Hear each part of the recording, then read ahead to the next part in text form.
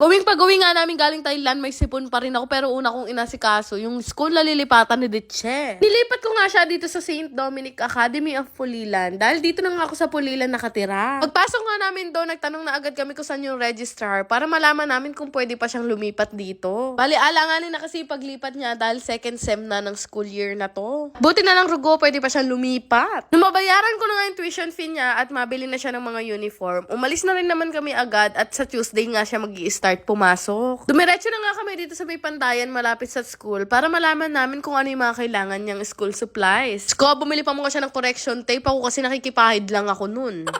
Sabi ko nga sa kanya, kuhanin niya na yung mga kailangan niya para isang balikan na lang dito sa may pandayan. At thanks God naman talaga dahil kahit papaano ngayon, kaya ko nang i-provide yung mga pangangailangan ng mga kapatid ko. After na namin gawin lahat yon, umuwi na agad kami dito sa Pampanga. Diyos ko, kakinang nalupa ma ako.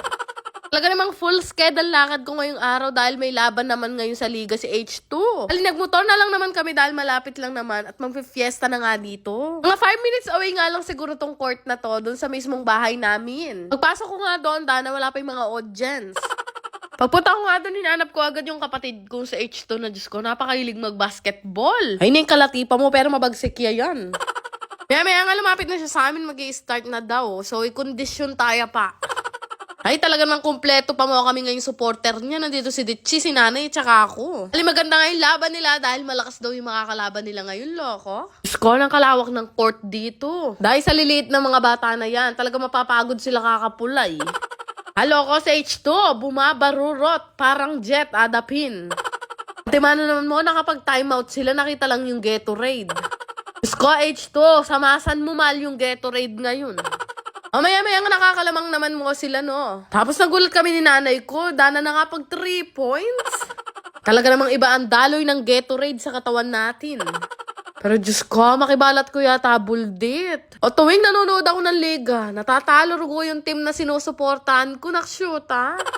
Diyos ko, first time ko lang manood dito. First time lang din silang natalo. Pero alam nyo, sa H2, walang kapaguran. Diyos ko, ng kahilig. Tana, may isa pa pala silang laban dito sa San Simon. Diyos ko, pag talaga naman hindi ka pa naging varsity niyan, magwawala na ako. Ay, magsalibat-bat larugo rin anak. Ay, Diyos ko, H2, tapusin nyo na yan. Inaantok na ako, bengi na. Nanay, nakakabuisit pa mo, hindi ako makauwi kasi sa kanya ako nakasakay. Hindi na, tapos na at makakauwi na kami, Diyos ko. Wala na nangyari sa vlog na to, kundi basketball. May pa-picture na pa mo yung alti.